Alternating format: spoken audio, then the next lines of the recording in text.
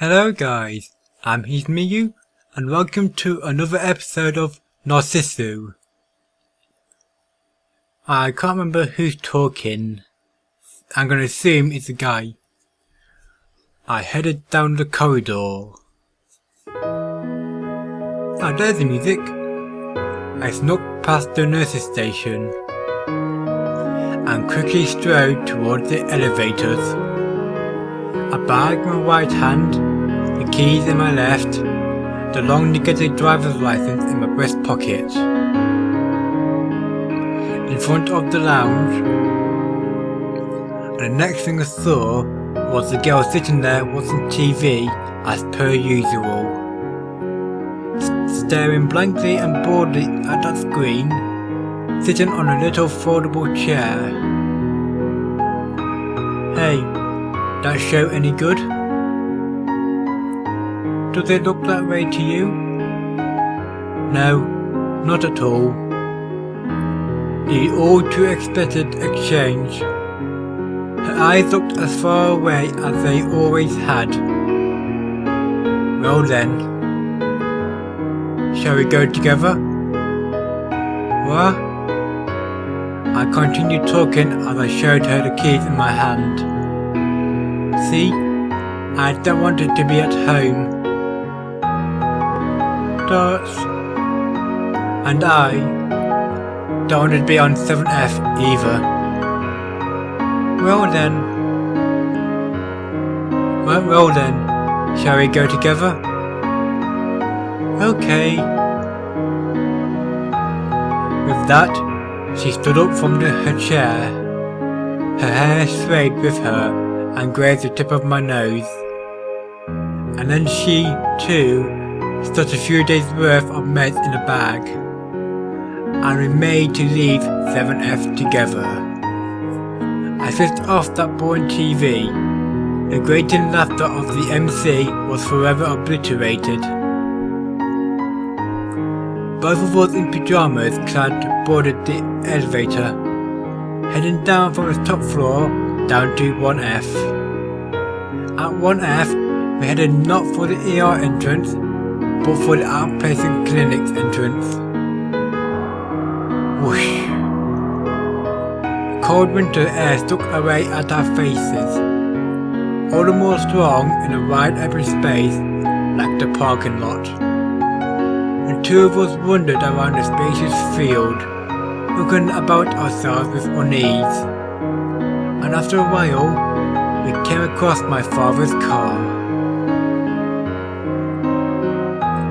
Silver coupe. My father's pride and joy, impeccably maintained. I immediately inserted the key and opened the door. Click. Go ahead, get in. Very well. Thud. I sank into the driver's seat.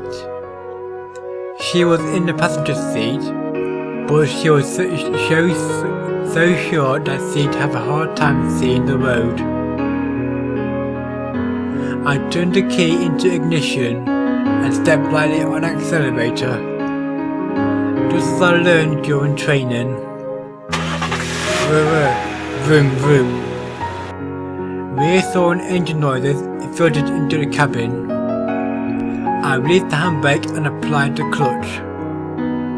Now we could go anywhere. That was our plan. Alright, let's go. Okay. Oh, and I was the opposite way round. She nodded slightly. Instead of replying, I shifted into second gear. Aren't you maybe in first gear? And the car accelerated smoothly. Unused to the clutch and swerving slightly, I advanced slowly. You're swerving. Yeah, it's my first time in a car. Well, it's the first time since I got my license that I've driven a car. I see. The exit to the parking lot was now in view, and the largest road beyond it. without traffic lights. I turned onto it. Beep beep. The sound of honking car horns. Those are directed at me as I cut into the road. The silver coupe complained, but did not stop as I worked the unfamiliar clutch, the stiff gearbox. I must have really rubbed the other drivers the wrong way, as the honking of horns did not seem likely to cease. But just as I continued to drive without caring much, none of it quite seemed real at all. Hey, what is it? Are you scared? Are you scared? Dots? Do you want me to be? Or do you want me to be? No, not really. Still before noon, the high-flying sun. The skies of January, above and beyond the windshield. Sky so blue that it seemed almost in morning. We had no destination on a cold day with an ailing clutch and a swerving car. On that day when we drove onto the highway in our pyjamas. On that very day of winter.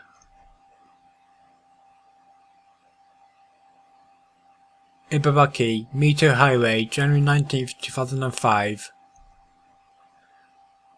Around when that blazing high sun had changed into a dusky orange, we were continuing to drive, just driving in any direction at random.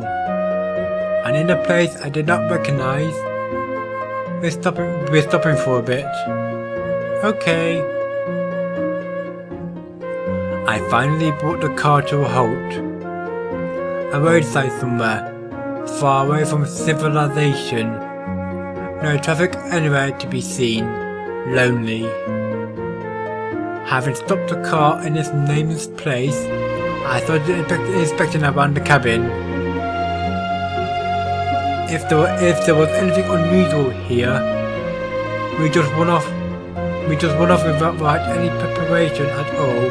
But there was something troubling leaping out at me.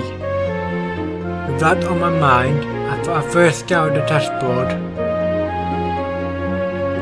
Dots. There's nothing here at all. A couple $100 cluttered around the gear stick, a few manga volumes, and a cheap disposable camera.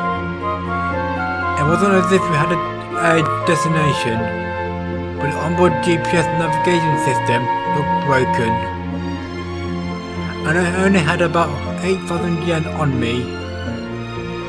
That's all the money I had lying around when I up and left. So combined with the pocket change I found, I only had 9,000 yen or so. Of course, I hadn't really expected there to be anything in the car anyway.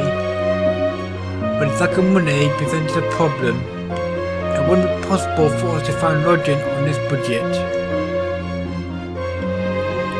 And it didn't seem likely that this girl would have any money on her either. Is something the matter? No, there's nothing. Whatever. I'd have expected this from the beginning. It wasn't as if I thought this through enough to have things like a plan or a schedule. I just wanted to get out, right then and there. I did not want to say where I was, or stay. Underneath the curtain of twilight, I started up the silver coupe again. Hey, are you hungry? I asked as I drove along. Come to think of it, she hadn't eaten anything since morning. Want to stop at a convenience store or something? No. Hey, don't be like that. And if it's not better than anything up on 7F. Dots. She did not respond to me. Instead, she looked straight down at the pink pajamas she was wearing. Oh yeah, that's right. I looked down at my own clothing. sure enough, in these pyjamas, we'd be conspicuous no matter where we went.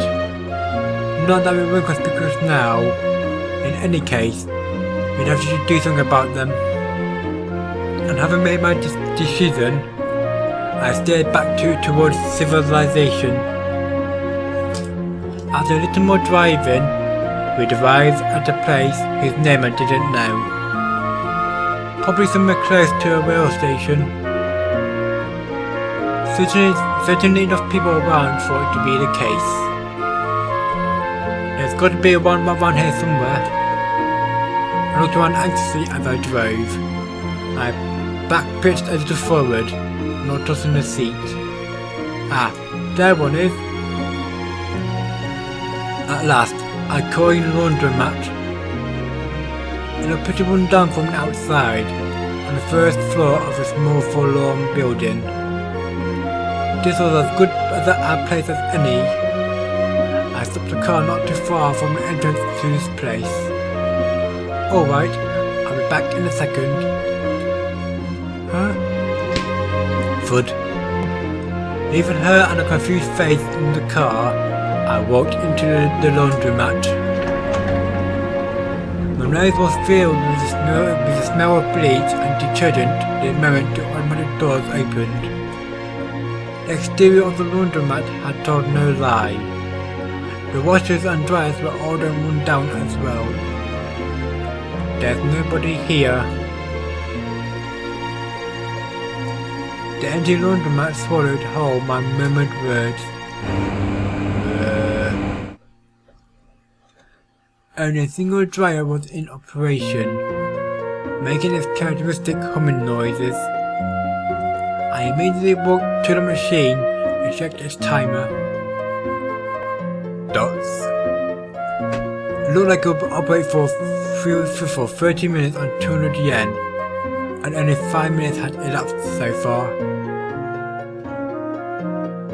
Whoever it was had probably gone elsewhere to kill some time. Ruminating over this, I looked over one more time to reassure myself that no one was around. Then satisfied that I was all alone, put my hand on the door handle of the drying machine, and I abruptly opened it. Kerfunk. Its door opened during operation. The dryer spun down to a forced halt. I pulled out a clump of half-dry clothing, ignoring the heat and the humidity. After looking around once more to make sure no one was around, I walked out of the laundromat just like that. Clink, thud. Oh. She sounded slightly surprised when she saw my arms full of clothing. But I threw the clothes in the back seat without a word. Alright, let's go. Dots. Whoa, vroom, vroom. I looked back at a bundle of clothes with the steering wheel in one hand. Gaudy looking sweaters and jeans and almost nothing else. All in pretty big sizes at that. All still wet, but the car's heating would dry them out soon. Change into whatever you like later. Dots. She didn't react much to those words either. She looked back at his pile of clothes. Look, we had no choice. I know. Well, obviously, it wasn't as if I liked doing this kind of thing. And it wasn't as if there was anything I was saving that money for. It's just like given the amount we had, it would be very difficult to buy new clothes. After I had driven around for a bit, around when the moon shone full above us, I stopped the car next to some public park, probably a place for children to play, tucked away in the corner of a residential area. And there, I sat looking through the clothes I stolen some time back. They're mostly dry now, thanks to the heating in the car. All men's clothing after all. I had inspected the heap once before, a veritable mountain of gaudy jeans and sweaters. Probably someone around my age, around the same size, looked like. Sitting in the driver's seat of the car, I changed into a pair of jeans and a sweater. Hey, you should get changed too. Dots. They're all too big. Then will you go on red pajamas forever? Dots. Fine. She answered reluctantly, grabbed some jeans and some other clothes and opened the door. Hey, where are you going? To get changed. Just like that, she started walking towards the park's bathroom. Dots. Clink. Hey, that was fast. She'd come back in short order. The pink pajamas she'd been wearing in her hands, a white t-shirt and a pair of jeans on her body. Well, that turned out fairly well. Dots. No answer. I'd expected this, but everything was too big and baggy on her. The jeans were too big and far and wide far up at the cuffs, and the sleeves of the shirt were much the same way. The pyjamas were better. Come now, don't say that. The little woman this way at least. Dots. She made only a slightly dissatisfied face at my words. Oh, is that it? You hoping for more girlish clothes? Not really. The same response as ever. I'm sure she was unhappy with her baggy shirt, but she soon returned to her usual lack of expression.